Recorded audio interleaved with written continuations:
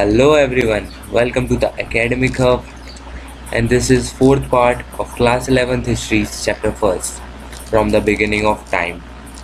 तो इससे पहले हमने 3 वीडियोस किए हुए हैं। अगर आपने नहीं देखे तो first go and C those videos for better understanding.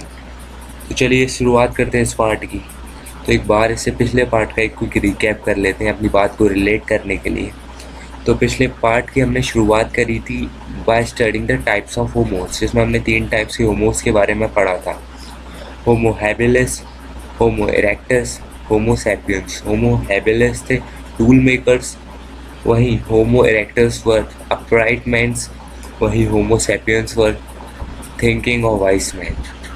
फिर उसके बाद हमने देखा था story of evolution of modern human beings. ठीक है। फिर फाइनली हमने अपनी बात ख़त्म करी थी by studying the two theories of मॉडर्न्स, जो कि डील करते हैं issue of the place of origin of modern human beings से, यानी वो डील करते हैं मॉडर्न ह्यूमन बींग्स के प्लेस ऑफ ओरिजिन के इशू से। तो कौन कौन से थे वो दो मॉडल और थ्योरीज? वो थी रीजनल कंटिन्यूटी मॉडल और दूसरी थी द रिप्लेसमेंट मॉडल। अब आगे की बात करें इस वीडियो में, तो इस वीडियो में हम देखने वाले हैं अर्ली ह्यूमंस के वेज ऑफ ऑब्टेनिंग फूड के बारे में। देखिए, अभी तक हमने स्केलेटल रिमेन्स को ही कंस्ट्रक्ट किया था।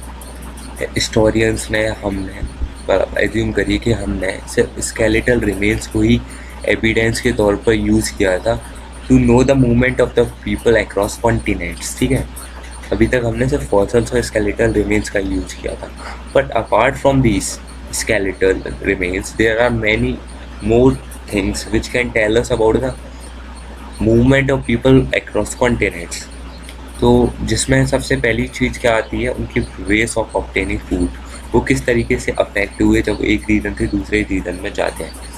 तो शुरुआत करते हैं। देखिए, अर्ली ह्यूमंस ने फूड ऑब्टेन करे नंबर ऑफ वेज से। ठीक है, जैसे gathering, hunting, scavenging and fishing. सभी का मतलब बताऊंगा आपको, बने रहिए मेरे साथ। जैसे गैदरिंग इन्वॉल्व करता है collection of plants, foods and other, जैसे seeds, nuts, tubers etcetera etcetera. ठीक है, तो जो गैदरिंग जो प्रैक्टिस किया जाती थी वो जनरली, मतलब ऐसा हमारे पास कोई डायरेक्ट एविडेंसेस नहीं है कि गैदरिंग उस टाइम पे प्रैक्टिस ही की जाती थी। We can just assume that कि उस टाइम पे गैदरिंग होती होगी। वहीं ऐसा ज़रूरी क्यों नहीं है? क्योंकि हमारे पास एक तो कम एविडेंसेस हैं, और एक मात्र जो तरीका है गैदरिंग के बारे में पता लगाने का, वो यह है कि अगर बाई चांस कोई प्लांट प्रोडक्ट एक्सीडेंटली बर्न हो गया या बर्न हो गया, तो बर्न होने के बाद उसका हो जाता है कार्बनाइजेशन। क्या हो जाता है? कार्बनाइजेशन। और इस कार्बनाइजेशन की मदद से जो ऑर्गेनिक मैटर होता है वो प्रिजर्व्ड रहता है for a long span of time. ठीक है, तो this carbonization help us to know little about gathering. अलावा इसके हमारे पास कोई भी और एविडेंसेस नहीं है। However, so far archaeologists have not found much evidence of carbonized seed for this very early period। पर अब आर्कियोलॉजिस्ट को कार्बनाइज सीड के भी ज़्यादा एविडेंसेस नहीं मिले हुए हैं। चलिए अब आगे की बात कर लेते हैं। तो रिसेंट ईयर्स में हंटिंग जो वर्ड है या जो टेक्निक है वो बहुत ही ज़्यादा डिस्कशन में आई स्कॉलर्स के द्वारा। ऐसा क्यों था? क्योंकि इंक्रीजिंगली ये सजेस्ट किया जा रहा था कि जो अर्ली होमिनिड्स थे वो अपने फूड के लिए या तो स्कैवेंज करते या फिर फॉर्जेट करते थे। स्कैवेंज यानी वो मरे हुए जानवर से अपना फूड ऑब्टेन करते थे, जैसे आपने स्कैवेंजर एनिमल्स देखे होंगे। और फॉरेज मतलब सर्चिंग फॉर फूड, यानी वो फूड्स के लिए सर्च करते थे, हंटिंग नहीं करते थे। ऐसा इंक्रीजिंगली सजेस्ट किया जा रहा था। इस चक्कर में ये हंटिंग ये एक डिस्कशन का टॉपिक बन चुका था। तो जो अर्ली होमिनिड्स थे वो मीट और मैरो के लिए एनिमल की कैरकैसेस से, जो कि नेचुरली मर गए हैं या फिर जिन्हें किसी प्रेडेटर ने मार दिया है, उनसे वो सर्च कराते करते थे अपने फूड के लिए। ऐसा इंक्रीजिंगली सजेस्ट किया जा रहा था, ठीक है। वहीं ये ऐसा भी पॉसिबल हो सकता है कि जो स्मॉल मैमल्स होते हैं, रोडेंट्स होते हैं, या फिर बर्ड्स, या फिर उनके अंडे वगैरह, इवन रेप्टाइल एंड इंसेक्ट्स, ये भी अर्ली होमिनिड्स द्वारा ईट किए जाते हों। क्योंकि अब तक लोगों को इतना समझ में आ चुका था कि जो हंटिंग थी वो उस समय पर नहीं थी। आप भी समझ के चलिए कि स्कैवेंजिंग ऑफ फॉरेस्ट, ये दो टर्म उस समय पे चलते थे। हंटिंग थोड़ा बाद में आई है, आगे के पैराग्राफ में हम हंटिंग के बारे में ही देख रहे हैं। तो hunting probably began later, about 500,000 years ago. यानी हंटिंग की शुरुआत हुई आज से 500,000 ईयर्स अगो पहले।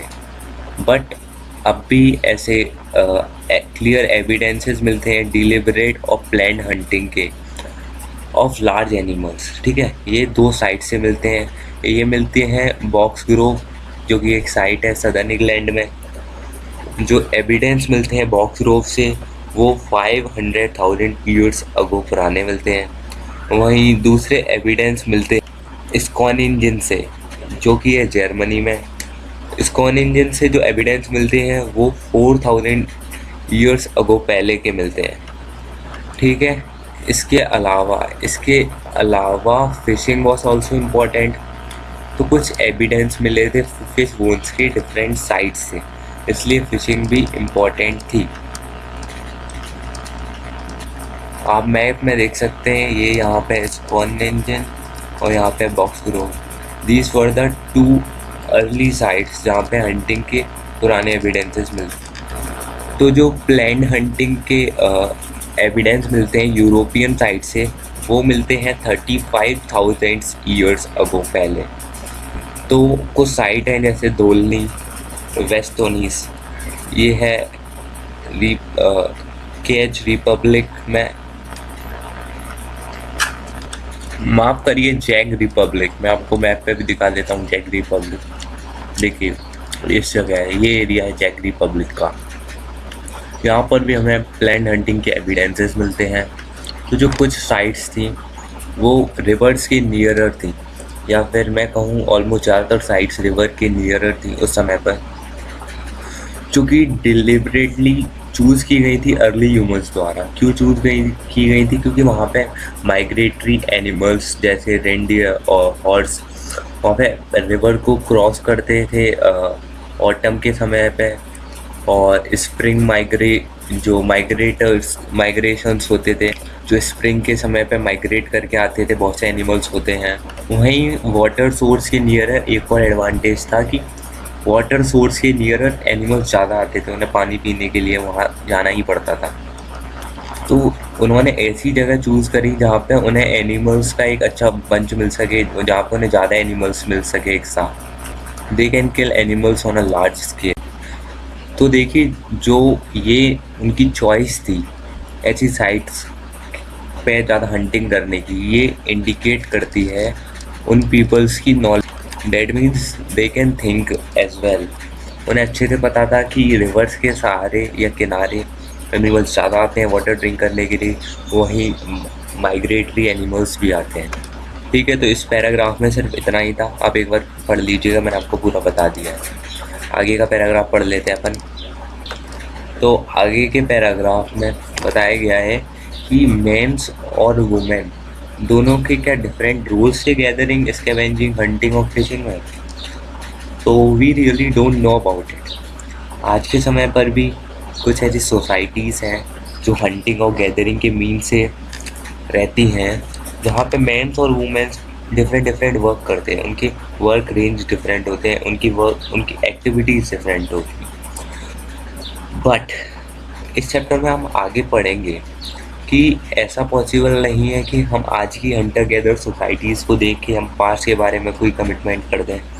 मतलब इट्स नॉट नेसेसरी या फिर इट्स नॉट कंपल्सरी कि जो आज की हंटर गैदरिंग सोसाइटीज़ प्रैक्टिस करती हैं वही अर्ली ह्यूमन बीइंग्स भी करते होंगे।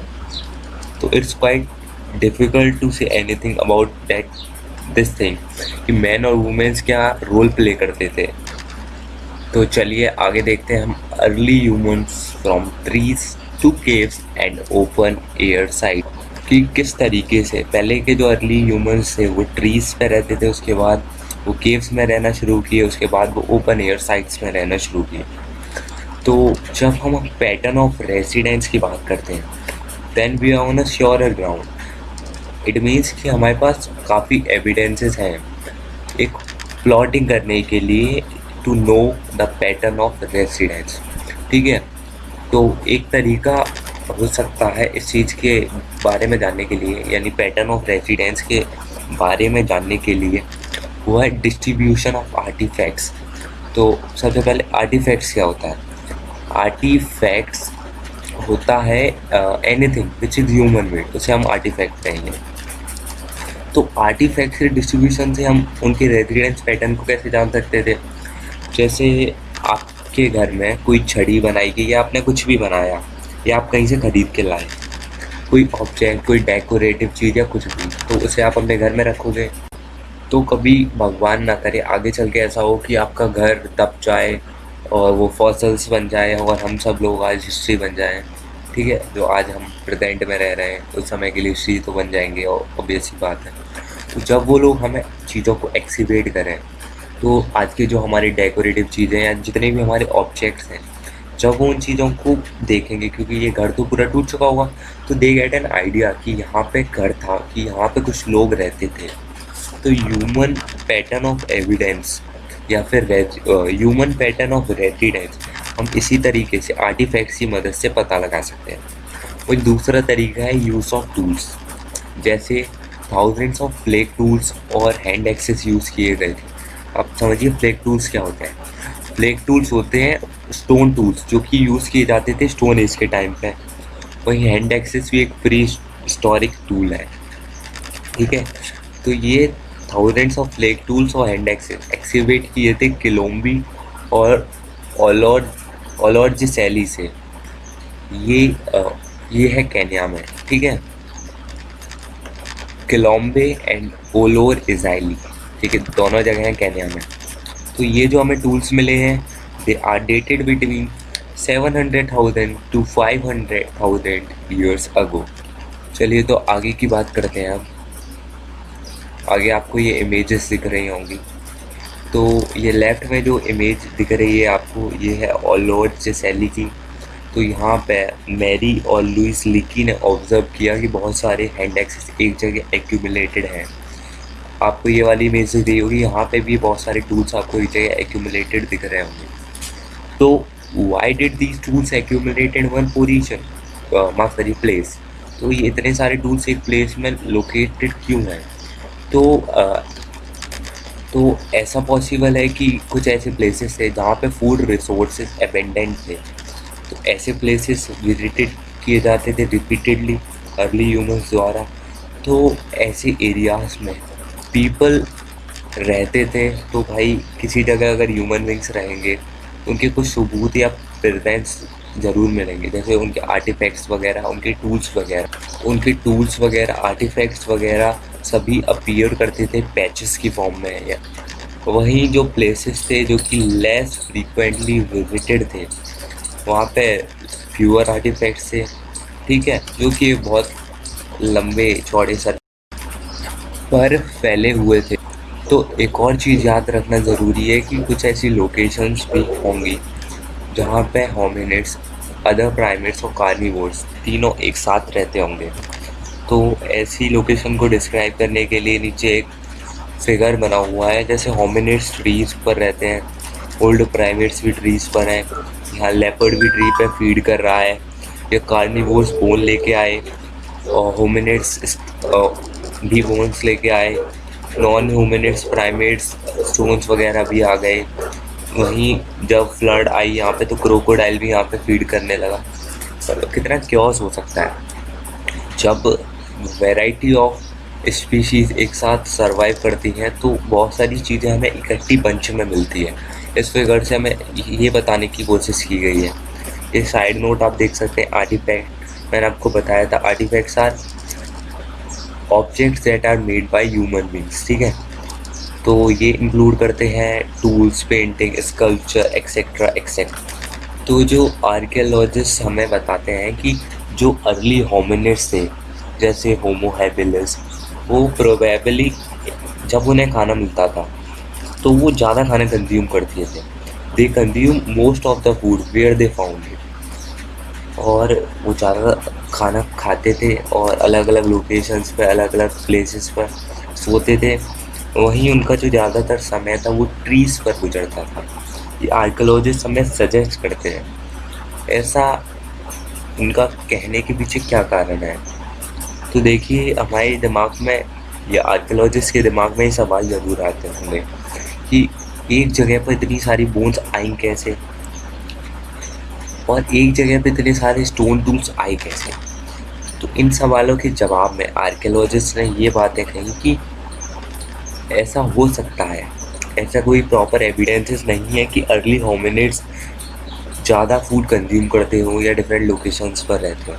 ऐसा एज्यूम किया जाता है आर्कियोलॉजिस्ट द्वारा, ठीक है, क्योंकि उन्हें भी कुछ अपनी चीज़ों के आंसर लेने हैं। चलिए तो आगे देख लेते हैं। तो 400,000 से 125,000 ईयर्स अगो के बीच में 125,000 ईयर्स अगो के बीच में केव्स और ओपन साइट्स यूज़ की जाने लगी, जिसके एविडेंस मिलते हैं हमें यूरोप से। तो पहला जो एविडेंस मिलता है वो मिलता है हमें लेजरलैंड केव से, जो कि है सदर्न फ्रांस में। एक 12 बाय 4 मीटर का एक शेल्टर है जो कि बिल्ड किया गया था अगेंस्ट द केव वॉल, ठीक है। इसके अंदर हमें 2 हर्ट्स मिलते हैं। इसके अलावा हमें डिफरेंट फूड सोर्सेज मिलती हैं जैसे fruits, vegetable, seeds, nuts, bird eggs and fresh water etcetera etcetera. हाँ, आगे बढ़ने से पहले one more thing, do you people know the meaning of hearths? HERTS hertz.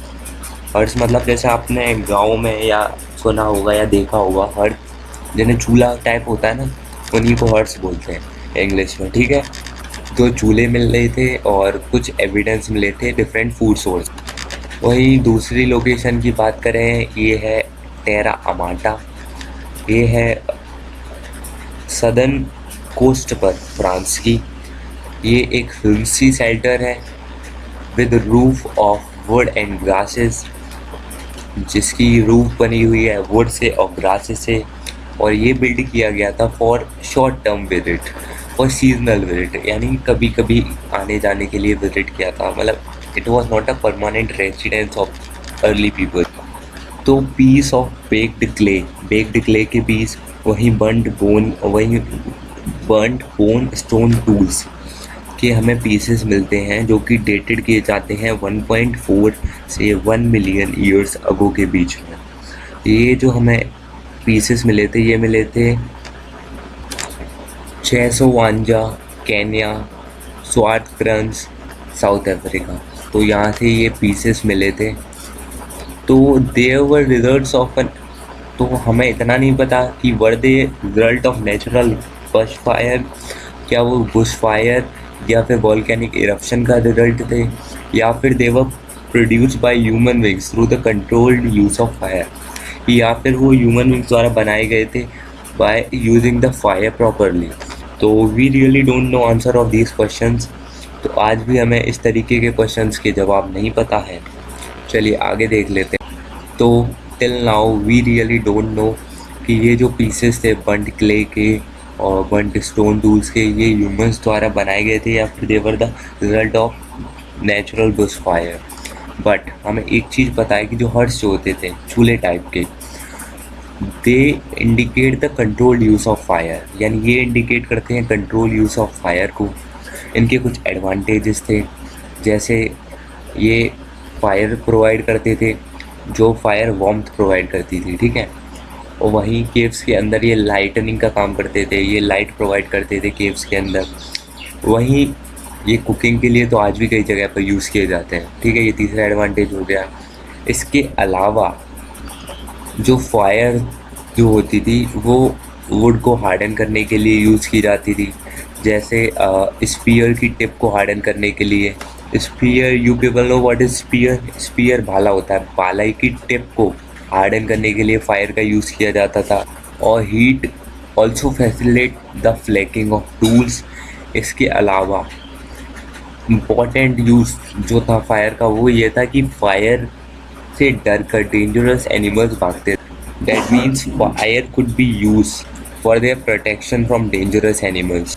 ये आपको लेफ्ट साइड में एक फिगर दिख रहा होगा, ये टेराकोटा में जो हमको हड मिली थी आर्कियोलॉजिस्ट को, ये उसकी इमेज है। चलिए तो गाइस इस वीडियो में रखते हैं इतना ही, आगे की बात कंटिन्यू करेंगे हम अगली वीडियो से। आगे हम पढ़ेंगे अर्ली ह्यूमंस मेकिंग टूल से शुरुआत करेंगे, और भी बहुत से टॉपिक हैं उन्हें आगे की वीडियो में कवर करेंगे। आई होप आपको ये वीडियो पसंद आई होगी, आपको अच्छा लगा होगा। और हाँ, जाते जाते आप लोग लाइक करें, कमेंट करें, व्यूज़ बढ़ाएं। और साथ ही साथ देखिए कुछ चीज़ें होती हैं कि आप लोग कमेंट कर रहे थे कि आप सर आप पूरा कोर्स कराओगे कि नहीं। मैं डेफिनेटली कराऊँगा। सर आप वीडियो इतना लेट क्यों डालते हो? लॉकडाउन के चक्कर में भाई काम नहीं हो पा रहा है। आपकी स्पेशल रिक्वेस्ट का 4th पार्ट मैंने 2 दिन के अंदर तैयार किया हुआ है, ठीक है, क्योंकि एडिट भी हमें ही करना है, सारे काम हम ही को करने होते हैं। तो मिलता हूँ मैं आपसे अगली वीडियो में, तब तक के लिए goodbye, stay home, stay safe.